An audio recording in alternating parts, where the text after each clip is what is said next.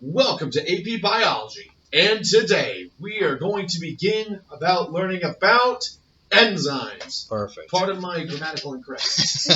That's okay. All right.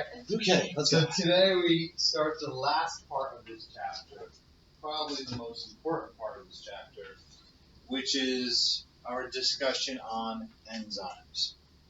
All right. First of all, what type of macromolecule is an enzyme? An enzyme is a what, Michael? It's a protein, right? Enzymes are proteins, right? And that is going to be really, really important when we talk about the functioning and the structure of an enzyme. Enzymes are, without a doubt, the most important type of protein in your body. We learned that every single chemical reaction requires an enzyme. Right? Every chemical reaction and every metabolic pathway requires an enzyme. But what are these enzymes? How do they work? Why does every reaction need an enzyme? An enzyme is a catalyst. A catalyst is something that speeds up a chemical reaction but doesn't get consumed by a chemical reaction. Right? That's an important concept to understand. So these enzymes are going to make chemical reactions occur faster, but the enzymes do not get used up. So is a chemical reaction ever going to end because you used up all your enzymes? No. A chemical reaction is going to end when all the substrate is converted into product, or when that reaction reaches equilibrium. That is what makes chemical reactions end. It is never anything to do with the enzymes. Enzymes get used over and over and over and over again because they do not get consumed in the chemical reactions that they run. You can usually tell if something is an enzyme because the word is going to end in A-S-E. Right? ACE is usually how we name enzymes. For example, there's a picture of one on the bottom here, and this enzyme is called sucrase. And sucrase is a digestive enzyme. What do you think that sucrase breaks down? Sucrose. Right? It's the digestive enzyme that breaks down sucrose through what chemical reaction? Hydrolysis. Good. So we've talked a lot about hydrolysis and dehydration synthesis. We describe them as the two major chemical reactions that take place in the body. What we have not said is that you need an enzyme to physically perform this chemical reaction. The enzyme is the worker that's actually going to perform the hydrolysis or perform the dehydration synthesis. I'm going to fast forward a little bit here, but here you see how sucrase works. Right here is sucrose. If you remember, a sucrose is a disaccharide made up of glucose and fructose bonded together. Does anybody remember the name of the bond between the glucose and fructose? Name of the bond within carbohydrates? Begins with a G. Did you say, Marcus? Glycosidic bond right here, man. Glycosidic bond. Good job. So sucrase is the digestive enzyme that is going to break the glycosidic bond using water, using hydrolysis. And sucrase breaks the sucrose down into glucose and fructose. Now notice, and you can tell by the location of the enzyme, does this sucrase get consumed in this chemical reaction? No. This reaction ends when the sucrose is broken down into glucose and fructose. When reactant gets converted into product. Has nothing to do with the enzyme. Now, an enzyme is a protein. What an enzyme is able to do, the function of an enzyme is determined by its what? its structure or its shape, right? Just like every other protein in the body, you have this major relationship between structure and function. So it's all about the shape of an enzyme, because every single enzyme in your body is extremely specific. Sucrase only does one thing. The only thing that sucrase can do is break down sucrose. That's its only job within the body. So when we look at the structure of a protein, this is a good place to review. You begin with the enzyme's primary structure, which is the linear sequence of what? Amino acids with what type of bond between them? What's the name of the bond between amino acids? Peptide bond. Right? So the primary structure is the sequence of amino acids peptide bonded together. And remember, it's all about that primary structure. It's all about the sequence of amino acids. And that is because the sequence of amino acids then starts to react with each other. And you start to form beta-pleated sheets and alpha helixes. We call this the secondary structure. And we learned that the secondary structure is caused by what type of bonding? What kind of bonding makes up the secondary structure of a protein? Begins with an H. Hydrogen bonding. Right? Hydrogen bonding creates the secondary structure. And then these alpha helixes and the beta-pleated sheets, they continue to react. And they form the tertiary structure, which is a highly folded mass made up of all kinds of bonds, hydrogen bonds, disulfide bridges, ionic bonds, hydrophobic interactions, all of that stuff. And it creates this polypeptide subunit, right? And then you have multiple polypeptide subunits that come together and make the quaternary structure. Right? This one right here is made up of 1, 2, 3, 4 polypeptide subunits together. And it's when you reach that quaternary structure that you now have a functional protein, or you now have a functional enzyme. But remember, all boils down to what level of structure. What level of structure is the most important? The first, the primary level. Because the sequence of amino acids is ultimately what's going to determine the shape of a protein. And the shape of the protein is going to determine its what? Its function, its properties. Right? And the same thing is going to hold true for an enzyme.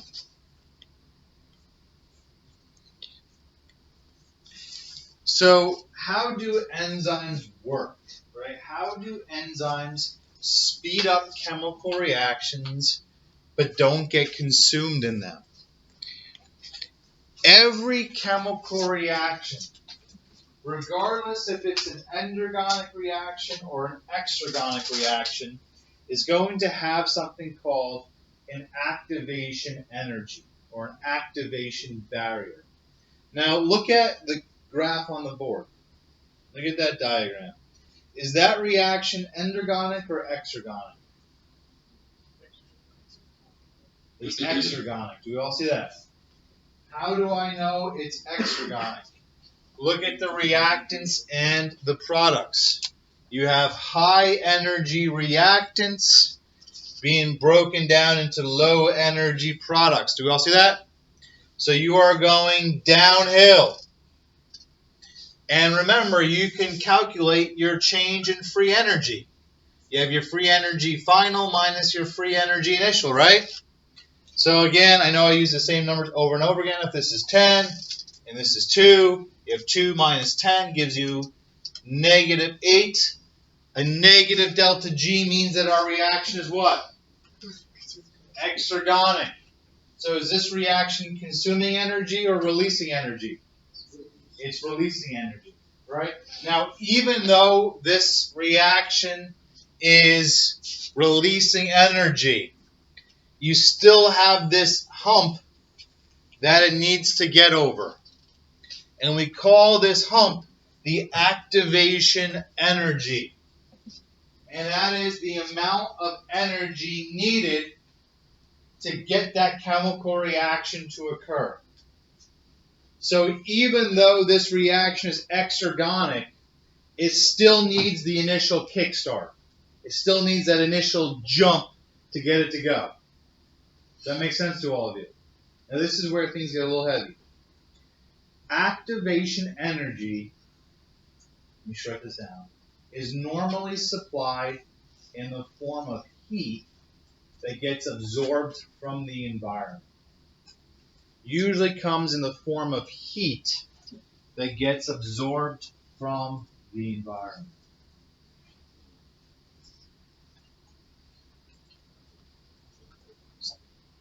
Usually comes in the form of heat that gets absorbed from the environment.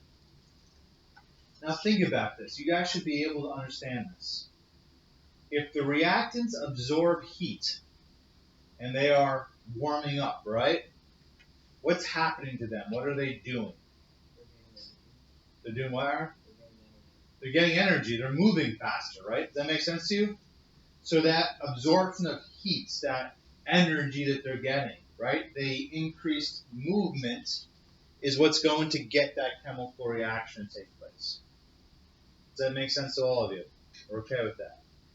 So what do enzymes actually do? Sorry, Shay. What do enzymes actually do? How do they speed up the chemical reaction? What the enzyme does is that it lowers the activation energy, right? It reduces the amount of energy needed to make the chemical reaction take place, right?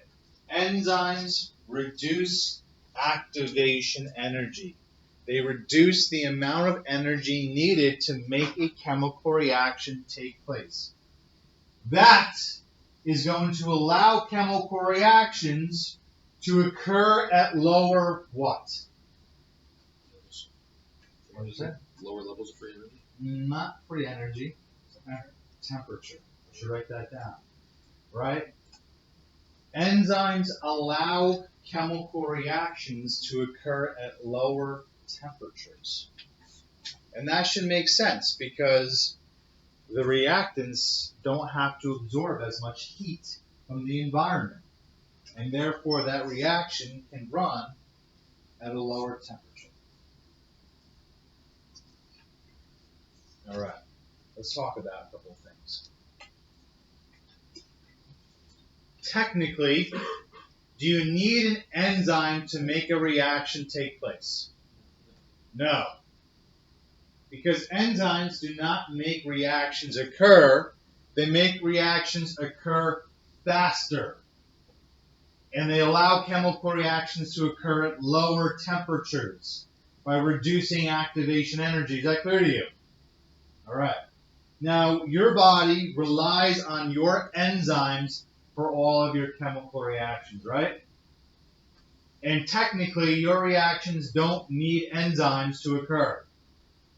However, you do not have enough body heat to make your chemical reactions occur without enzymes. So your body is not able to supply enough heat in order for your chemical reactions to get over their activation energy without an enzyme. Does that make sense to you?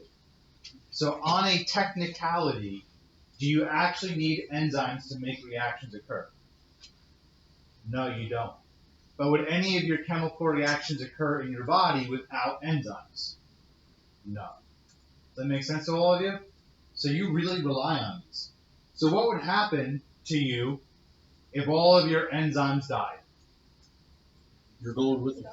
You're going with them, right? You are dead along with your enzymes, right? Because you cannot supply enough heat on your own in order to make your chemical reactions occur.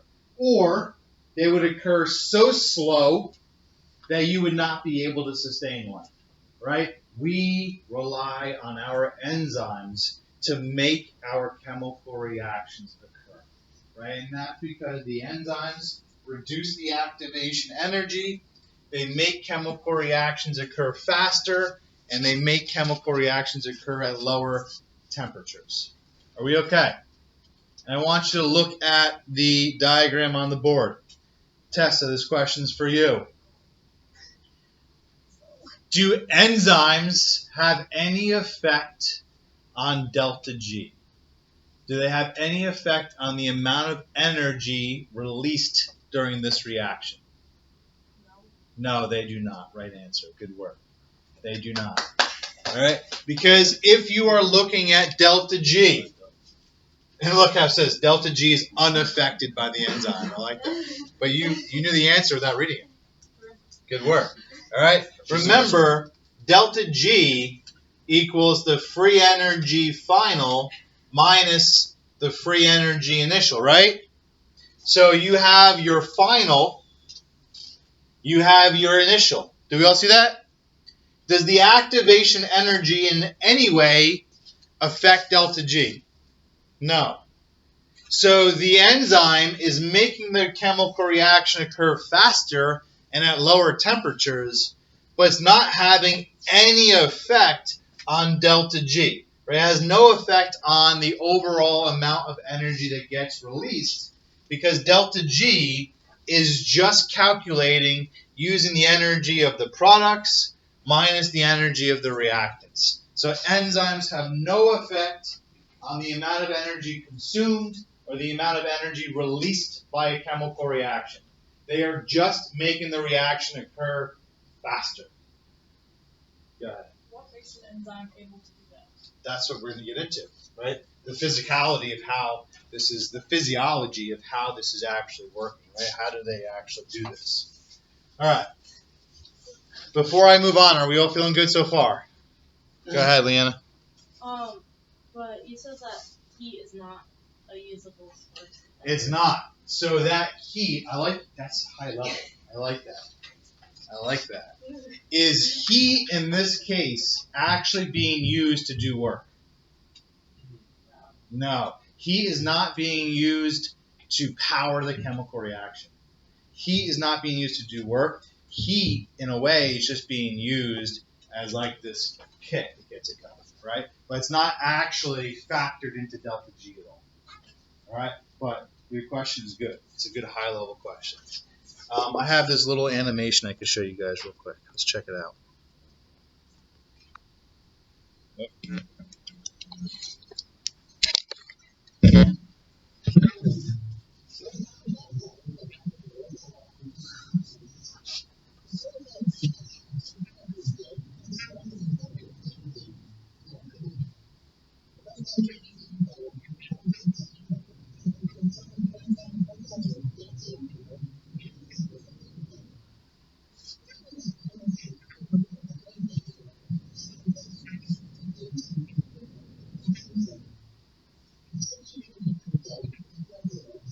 Look at that unique shape of the enzyme.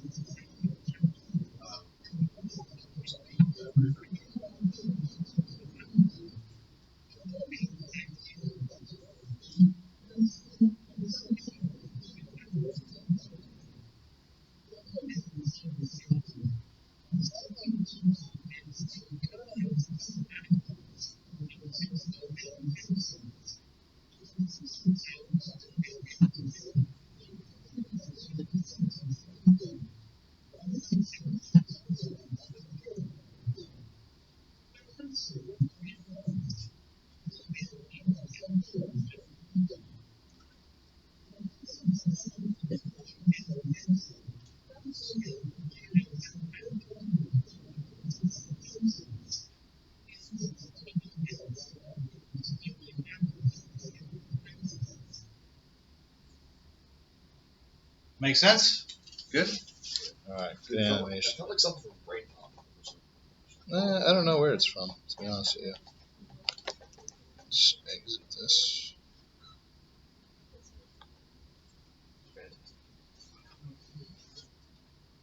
Come on. All right. So, last thing I want to touch upon for today, and we'll do a couple practice questions. All right. Like we said earlier, and this is going to partially answer Ellie's question. Every single enzyme is extremely specific for the substrate that it acts on. And there's one part of the enzyme in particular that is so specific. It is referred to as the active site of the enzyme, right? And the active site is the most important region. And it is this active site, which I'm highlighting right here, that makes each enzyme so specific for the substrate. Right? It's all about the shape of the active site. What determines the exact shape of the active site of the enzyme? It's what? It's structure. What determines the structure of the active site? It's what, Marcus?